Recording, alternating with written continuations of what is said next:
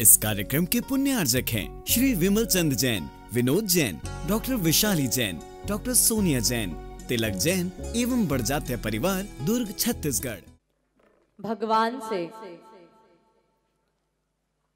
जो मांगो वो मिलता है,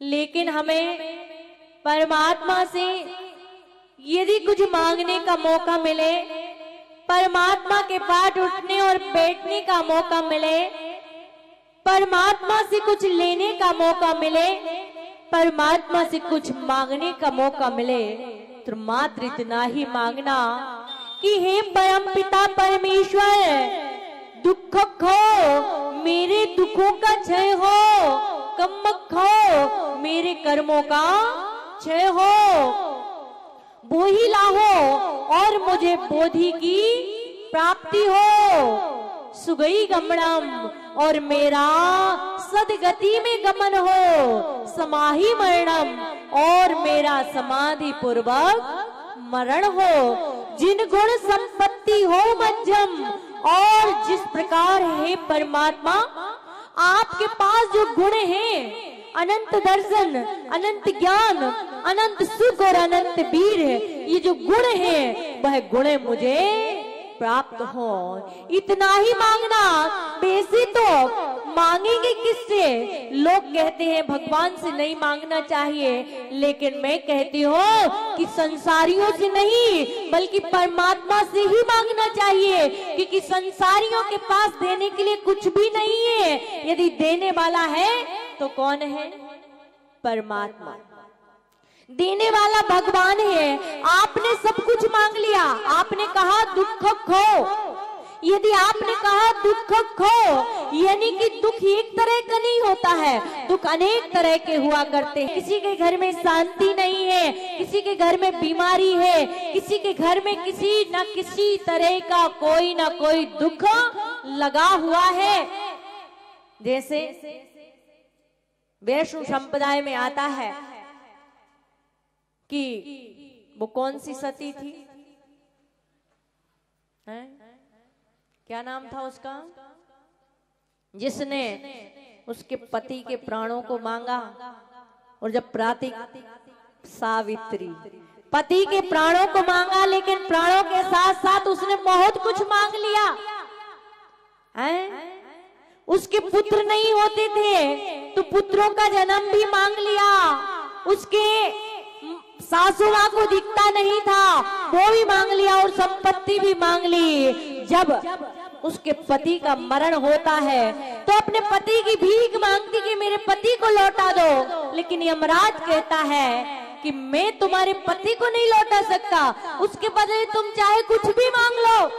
उसने कहा कि मेरी सासू मां अपने पोते को सोने के कटोरे में खीर खाते हुए देखे, अब निश्चित है कि उसके पुत्र भी नहीं था, सासू की आंख भी नहीं थी, सोने का कटोरा भी मिल गया, और जब पति होगा तभी तो पुत्र पैदा होगा, इसलिए उसने पति को भी मांग लिया, सोने के कटोरे को भी मांग लिया, सासू की आंखें भी मांग ली और पुत्र को भी मांग लिया, इतना सब कुछ मांग लिया। ऐसे जब हम कहते हैं दुख खो, तो बहुत सारे दुख हमारे जीवन में होते हैं। यदि दुख खो कहा तो सारे दुख, जितने भी प्रकार के दुख हैं, वो सारे के सारे दुखों का निवारण हो गया। और जब दुखों का निवारण होगा, ध्यान रखना कि यदि आपके घर में कोई बीमार है, आपके घर में यदि कोई अशांति है, आपके घर में यदि किसी प्रकार का रोग लगा हुआ है, या आपका व्यापार नहीं चल रहा है, तो आप मंदिर में जरूर बैठे रहते हैं, लेकिन पूजा में, भक्ति में मन नहीं लगता है, तो हम भगवान से प्रार्थना करते हैं, हे परमात्मा मेरे दुखों का क्षय हो, और जब दुखों का क्षय हो जाएगा तो हमारा परमात्मा के कर्मों का क्षय तो अपने आप हो जाएगा। इसलिए जब भी मांगने का अवसर मिले तो परमात्मा से मात्र इतना ही मांगना, इतने में आपने सब कुछ मांग लिया। जिन गुणों की संपत्ति, जिनेंद्र भगवान के अंदर जो अनंत गुण हैं, उन सारे गुणों की संपत्ति को मांग लिया और समाधि मरण, और जिसका समाधि मरण हो जाता है नियम से उसका कुछ ही भवों में निर्वाण हो जाता है। कर्मों का क्षय करके वो निर्वाण को प्राप्त हो जाता है। परमात्मा की भक्ति भावों से, जितने भावों से, जितनी तन्मयता से हम करते हैं उतना फल हमें मिलता है। और निश्चित है भगवान हमारे कष्ट को दूर करते हैं, चाहे कैसा भी कष्ट हो। जब हम भक्ति करते हैं तो अपने आप हमारे कष्ट दूर हो जाते हैं। कहते हैं कि एक बार श्री कृष्ण रुक्मणी के साथ सीज पर बैठे हुए थे, वार्तालाप कर रहे थे। किसी भी श्री कृष्ण उठ करके चलने लगते हैं और जैसे ही चलने लगते हैं रुक्मणी कहती, प्रभु आप इस टाइम कहां जा रहे हैं? श्री कृष्ण कहते हैं मेरे भक्त के ऊपर संकट आया है, मेरे भक्त के ऊपर कष्ट आया है, और ऐसा कष्ट आया है लोग उसे मार रहे हैं, लोग उसे पत्थर से पीट रहे हैं। अच्छा, मैं अभी आया उसका दुख दूर करके।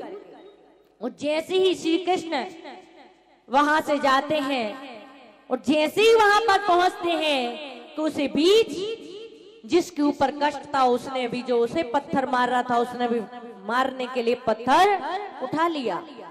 श्री कृष्ण वापिस आ जाते हैं। रुक्मणी कहती इतने जल्दी अभी तो गए थे और वापिस आ गए, क्या आपने कष्ट दूर नहीं किया?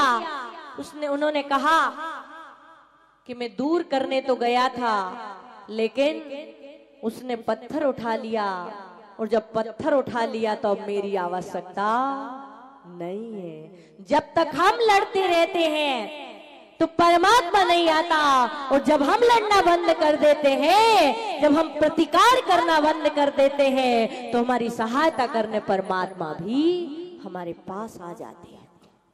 यानी कि हमारे कष्ट अपने आप दूर हो जाया करते हैं। इसलिए परमात्मा की भक्ति, परमात्मा की आराधना तन, मन और धन से हमें करना चाहिए।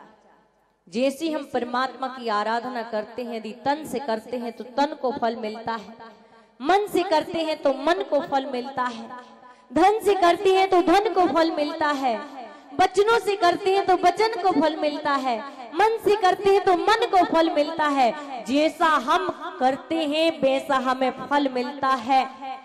और यदि जिसका मिथ्या कर्म का उदय है, जिसके जीवन में, जिसके हृदय में मिथ्या का आगमन हो गया है, उसे कितने भी परमात्मा की भक्ति के अवसर मिले, कितनी भी भगवान की भक्ति करने की मौका मिलते हैं, उसके बावजूद भी उसका मन परमात्मा की भक्ति में नहीं करता, भगवान की भक्ति में नहीं लगता।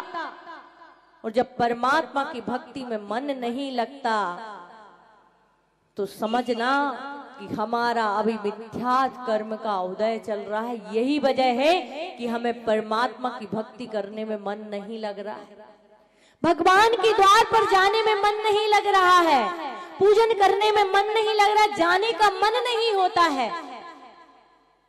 और जिसका जाने का मन नहीं है, समझना कि अभी उसका कर्म तीव्र चल।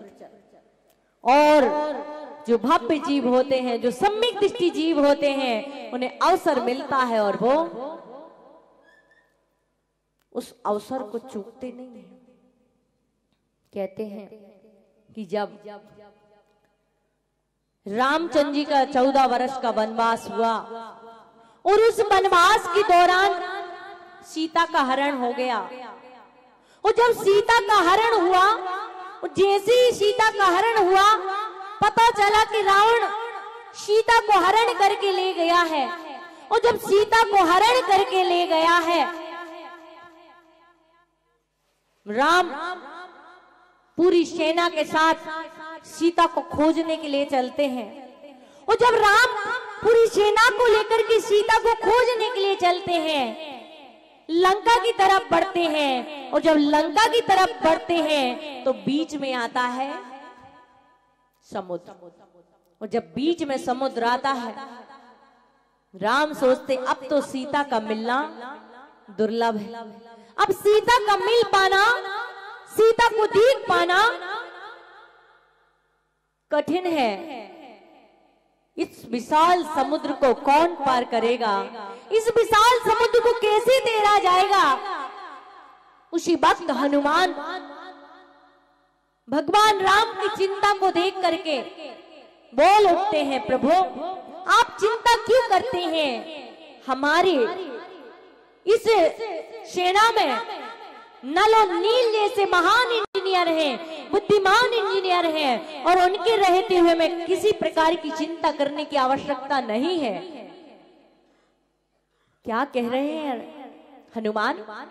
हाँ प्रभु, मैं सत्य कह रहा हूं, और सत्य है कि वो पुल बनाएंगे, और पुल बनेगा और हम समुद्र को पार करेंगे, बस आप आज्ञा प्रदान कीजिए। और जैसे ही राम आज्ञा देते हैं कि जाओ पुल का निर्माण करो, और कहते हैं कि नल नील हनुमान अब इतने बड़े विशाल समुद्र को, आकाश को माप सकते हैं क्या? नहीं मापा जा सकता है। समुद्र को बांधा जा सकता है क्या? नहीं बांधा जा सकता। लेकिन उसके बावजूद भी हनुमान राम का नाम लेकर के समुद्र के तट पर पहुंचते हैं और पत्थर की बड़ी बड़ी शिलाएं उठाते हैं, और जब शिला उठाते हैं उसमें राम का नाम लिखते हैं, और शिला को जैसे ही समुद्र में डालते हैं कि शिला तैरने लगती है, शिलाएं तैरने लगती हैं, और कहते हैं कि धीरे धीरे पुल तैयार हो जाता है। और जब पुल तैयार हो जाता है, सारी सभा के लोग राम के पास पहुंचते हैं और कहते हैं, हे प्रभु राम, पुल तैयार है, चलने की तैयारी कीजिए। राम को बड़ा आश्चर्य होता है कि ऐसे कैसे हो सकता है, इतने बड़े विशाल पुल को बांधना नामुमकिन है, तुम लोगों ने ऐसा कार्य कैसे संभव किया? तब हनुमान कहते हैं कि हे प्रभु, बस आपका नाम लिखा और समुद्र में छोड़ा, पत्थर डूबने की बजाय पत्थर तैरने लग गए, पत्थर तैरने लग गए। हम लोगों ने बड़ी बड़ी, छोटे मोटे पत्थर नहीं, बड़ी बड़ी शिलाएं डाली। यदि एक कंकड़ भी डालते हैं तब भी पानी में वो डूब जाता है, और जब पानी में डूब जाता है तो इतनी बड़ी बड़ी शिलाएं कैसे तैर सकती हैं? आश्चर्य। और स्वयं राम देखने के लिए चल पड़ते हैं, और जब राम देखने के लिए जाते हैं तो देखते क्या है कि वास्तव में सारी शिलाएं तैर रही है, और पुल राम सेतु पुल बन करके तैयार हो गया है। और जब पुल बन करके तैयार हो जाता है, राम के मन में प्रश्न आता है कि सब लोगों ने पत्थर को डाला, पत्थर तैर गया, जरा मैं भी तो एक काम करूं, मैं भी तो एक शिला डालूं, मैं भी तो एक पत्थर डालूं। और कहते हैं कि राम ने मौका पाकर के, सुना स्थान पाकर के, चारों तरफ अपनी नजरों को घुमाया, देखा कोई दिख तो नहीं रहा है, कहीं कोई खड़ा तो नहीं है, देखा बिल्कुल सुनसान है, कहीं कोई देख नहीं रहा है, किसी की नजर हम पर नहीं है। और एक छोटा सा पत्थर उठाया और उस पर राम लिखा, राम लिखा, और जैसे ही राम लिखा उस समुद्र में फेंका, वो पत्थर तैरने की बजाय डूब गया। अब जैसे ही पत्थर डूबा, राम बड़े शर्मिंदा हुए, ऐसे कैसे हो सकता है? सब लोगों ने पत्थर डाले, तैर गए, और मैं तो राम हूँ, मैं स्वयं भगवान हूँ, उसके बावजूद भी मेरा पत्थर तैरने की बजाय डूब गया। बड़ी लज्जा आती है, बड़ी शर्म शर्मिंदगी महसूस करते हैं, देखते हैं कि कहीं ये उपक्रम करते हुए मुझे किसने देख तो नहीं लिया है। और जैसे ही इधर उधर देखते हैं कि लक्ष्मण और हनुमान, लक्ष्मण तो दूर थे लेकिन हनुमान बस वहीं पर एक पेड़ पर बैठे हुए थे। उन्होंने चारों तरफ तो देखा लेकिन पेड़ के ऊपर नहीं देखा। और जैसे ही राम ने हनुमान को देखा, हनुमान फटाफट पेड़ से नीचे उतरने लगते हैं। और नीचे उतरने लगते हैं जहां पूरा कटक ठहरा हुआ था, उस कटक की तरफ बढ़ने लगते हैं। राम कहते हैं, हनुमान तुम कहां जा रहे हो? तुमने कहीं मुझे देख तो नहीं लिया है? प्रभु मैंने सब कुछ देख लिया, मैंने सब कुछ देख लिया। आपने पत्थर डाला और पत्थर डूब गया। अभी जाकर के मैं पूरी सभा से कहता हूँ, पूरी सेना से कहता हूँ और सबको सूचना देता हूँ। राम कहते हैं, हनुमान तू तो मेरा बड़ा भक्त है, तू तो मेरा प्रिय शिष्य है, तू मेरी आज्ञा को मानता है, मैं तुझे कितना मानता हूं, कम से कम तू तो मेरी इज्जत खराब मत कर। लेकिन हनुमान कहते हैं कि प्रभु मैं सारी बात को आपकी मानूंगा, लेकिन इस बात को मानने के लिए तैयार नहीं हो, और मैं ये खबर तो सबको जरूर दूंगा। और हनुमान जोर जोर से चिल्लाने लगते हैं, भाइयों सभी इधर आओ, तुम्हें एक बहुत अच्छी सूचना देनी है, बहुत अच्छी वार्ता बतानी है, आप सबके लिए बहुत अच्छा समाचार देना है।